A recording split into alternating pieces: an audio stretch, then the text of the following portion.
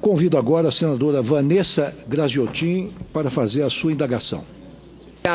Obrigada, senhor presidente. Quero cumprimentar o professor Beluso e dizer da alegria de estarmos aqui, infelizmente, num momento muito triste. Muito triste. Feliz de Vossa Excelência estar conosco, para nos brindar com sua capacidade, com seu conhecimento. Mas triste pelo momento porque passa a nação, porque passa a democracia brasileira, uma mulher que foi a primeira mulher a presidir o país, foi reeleita e que agora está sendo arrancada do poder. Arrancada do poder num processo que eles chamam de impeachment.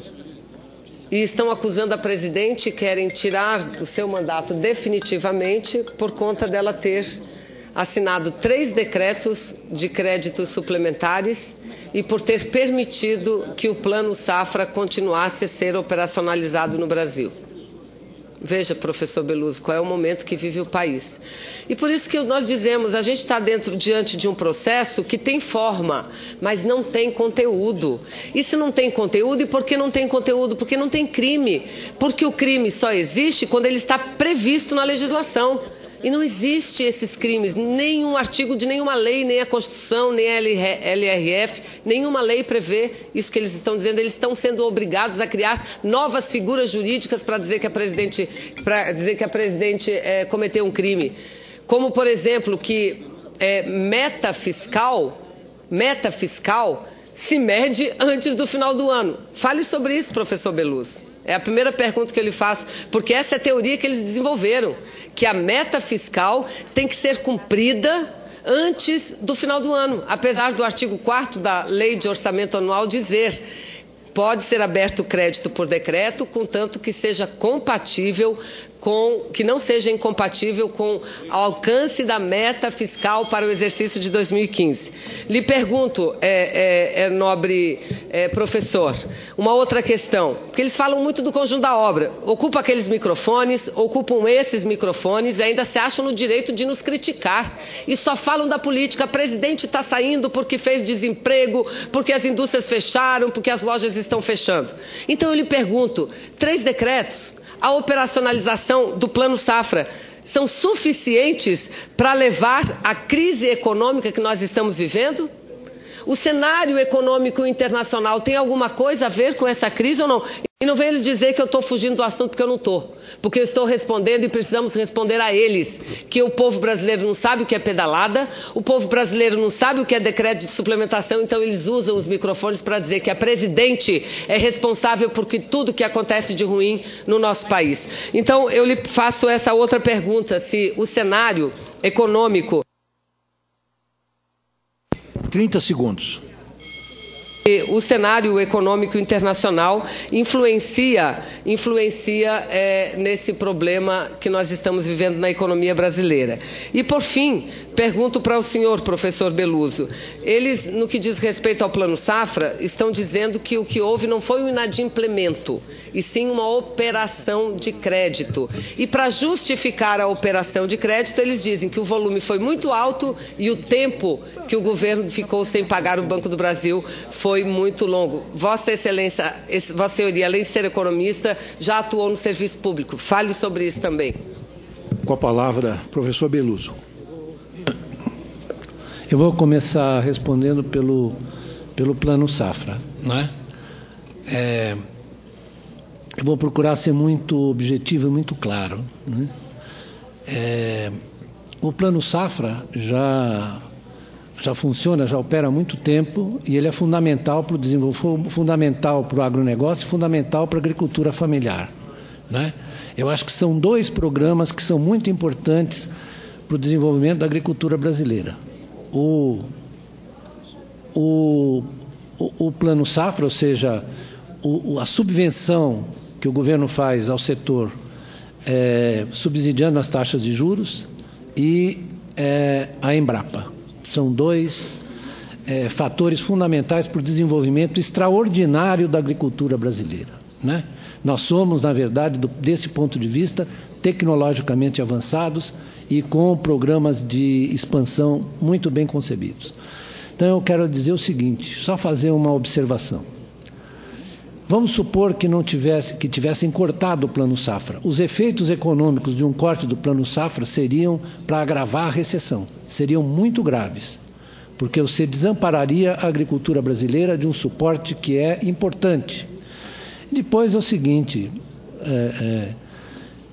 senadora Graziotin, né?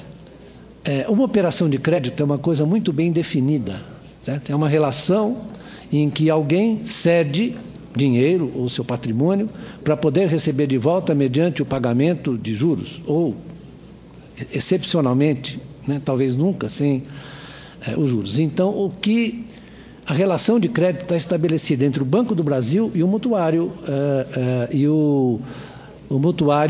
no setor agrícola, não é?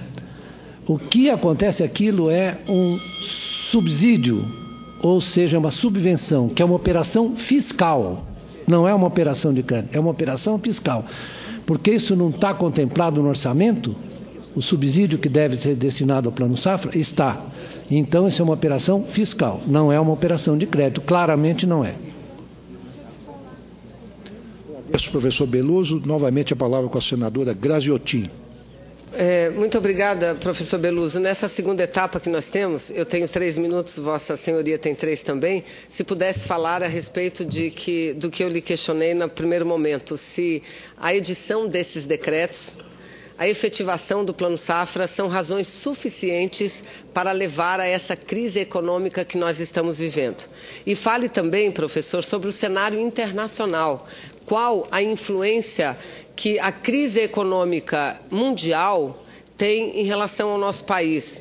A mudança com a queda brusca do preço das commodities, não é? Que falasse um pouco sobre isso.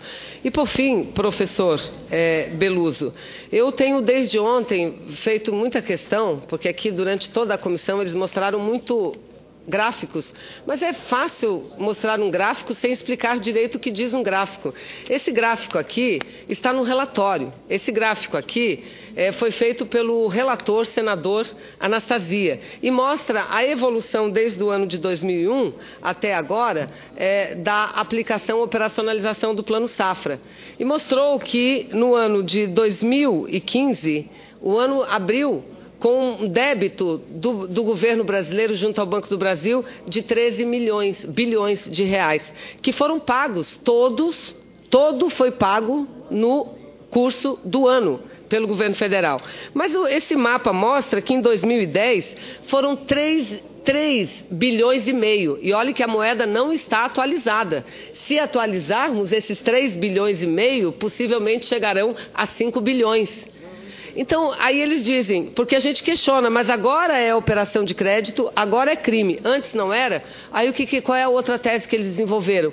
Ah, porque demorou muito para pagar, porque o volume é muito grande, como se isso fosse capaz e fosse isso que definisse o crime, não é? Então, eu gostaria também, professor Beluso, que o senhor, na condição de economista que já falou, discorresse um pouco a respeito dessa nova teoria. Mas para a gente ficou muito claro, porque ontem estiveram aqui 2 testemunhas, um procurador do Ministério Público de Contas e o outro auditor, e ficou muito claro para o Brasil inteiro, e nós vamos ter que enfrentar este problema no processo, que aliás a participação do Tribunal de Contas, eu não quero generalizar, de membros técnicos do Tribunal de Contas tem que ser analisada profundamente. Ontem o auditor disse o seguinte: eu ajudei a elaborar a representação por conta das pedaladas. E depois, para onde foi a representação? Erroneamente, equivocadamente, para a secretaria onde ele atua. E quem deu o parecer para que prosperasse? Ele. Então, que processo é esse que nós estamos vivendo? Nós estamos vivendo uma farsa, isso foi tudo uma trama para tirar uma presidente legitimamente eleita do poder. Obrigada. Senador, professor Beluso, Vossa Excelência está sentado à mesa, eu confundo com esse ar senatorial sempre com um senador, mas Vossa Excelência é um professor de renome, está com a palavra. Muito obrigado. Senadora Graziotin, eu vou me restringir a avaliar o impacto da crise internacional sobre a economia brasileira. Não só eu, como o Fundo Monetário Internacional e o Bank of International Settlements, o Banco de Compensações Internacionais, têm mostrado que não só o desempenho da economia brasileira entre 2004 e 2010 teve um impacto muito grande do ciclo, não foi só um ciclo de commodities, foi um ciclo global de consumo. O Brasil teve superávit na sua balança de manufaturas pela primeira vez, por conta do empuxe da demanda global, não só de commodities, mas também de manufaturas. O Brasil exportou muito para a América Latina e para a América do Sul em particular, né? Depois isso despenca. O efeito da desaceleração cíclica da economia mundial é muito claro, né? Só que isso não é suficiente para nós explicarmos o desempenho da economia brasileira, né? Do meu ponto de vista, o que ocorreu aqui foi uma certa demora, na verdade, de enfrentar as questões que estavam surgindo pela desaceleração do ciclo.